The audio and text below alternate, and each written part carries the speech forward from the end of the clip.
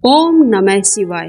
हर हर महादेव। आज हम सुनेंगे श्रावण मास महात्म्य 18वां अध्याय। सनत कुमार बोले, हे भगवान, हे पार्वतीनाथ, हे भक्तों पर अनुग्रह करने वाले, हे दया सागर, आप 10वीं तिथि का महात्म्य हमें सुनाइए।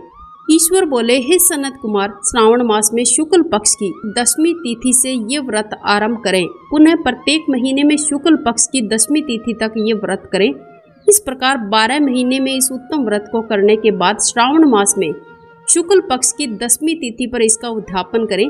राज्य की इच्छा रखने वाले को राजपुत्र, उत्तम कृषि के लिए कृषक, व्यवसाय के लिए वैश्य पुत्र, पुत्र प्राप्ति के लिए गर्भिणी स्त्री, धर्म अर्थ काम की सिद्धि के लिए सामान्य जन, श्रेष्ठ वर की अभिलाषा रखने वाली कन्या, यज्ञ की कामना करने वाले ब्राह्मण श्रेष्ठ, आरोग्य के लिए रोगी और दीर्घकालिक पति के प्रदेश रहने पर उसके आने के लिए पत्नी, इन सबको इसके अतिरिक्त अन्य लोगों को भी इस 10वीं के व्रत को अवश्य ही करना चाहिए।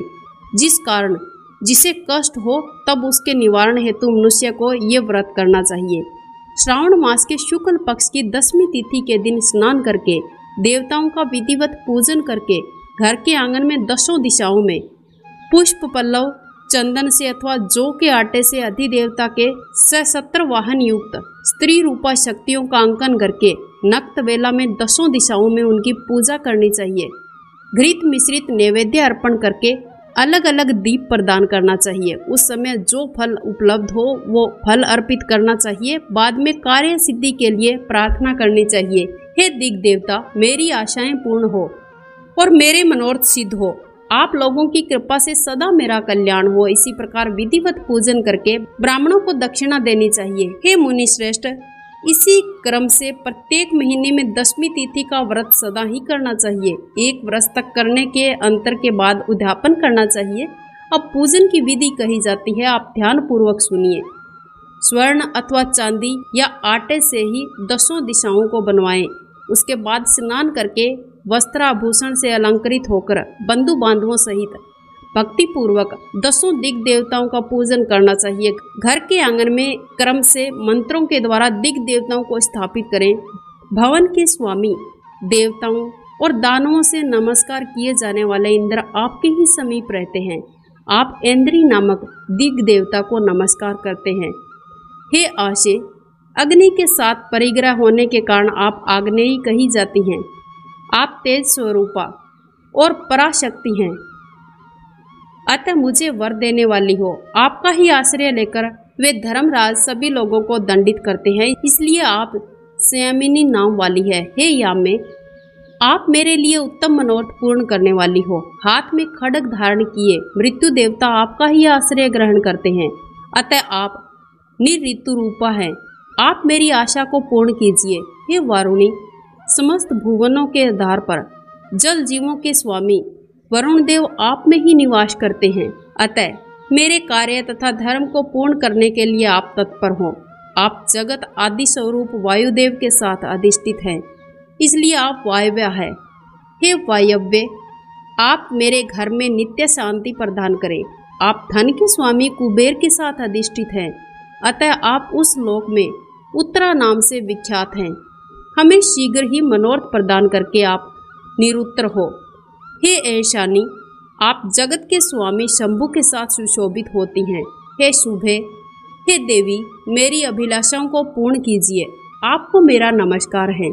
आप समस्त लोकों के ऊपर अधिष्ठित हैं, सदा कल्याण करने वाली हैं, सनक आदि मुनियों से घिरी रहती हैं। आप सदा मेरी रक्षा करें। सभी नक्षत्र, ग्रह, तारागण, जो नक्षत्र माताएं हैं और जो भूत प्रेत तथा विघ्न करने वाले विनायक हैं, उनकी मैंने भक्ति युक्त मन से पूजा की है। वे सब मेरे अभीष्ट की सिद्धि के लिए सदा तत्पर हो। नीचे के लोकों में आप सर्पों और नेवलों के द्वारा सेवित हैं, अतः नाग पत्नियों सहित आप मेरे ऊपर प्रसन्न हो। इन मंत्रों के द्वारा पुष्प और धूप से पूजन करें। इसके बाद रात्रि का जागरण भी करना चाहिए।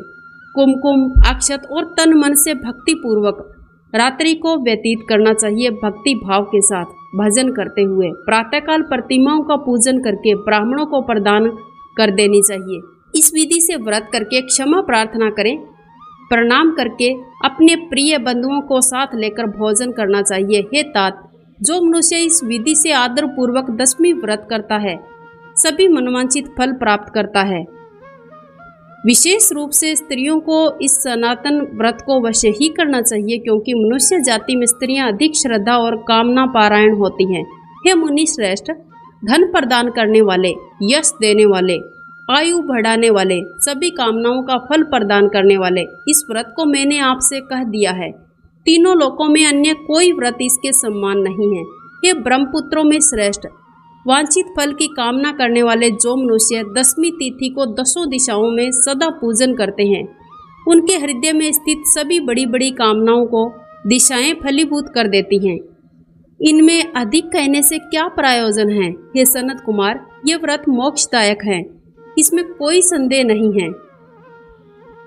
इस व्रत के समान न कोई व्रत है न होगा। इस प्रकार श्री स्कंद पुराण के अंतर्गत ईश्वर सनत कुमार संवाद में श्रावण मास महात्म्य में आशा 10वीं व्रत कथन नामक 18वां अध्याय पूर्ण हुआ। ओम नमः शिवाय। हर हर महादेव।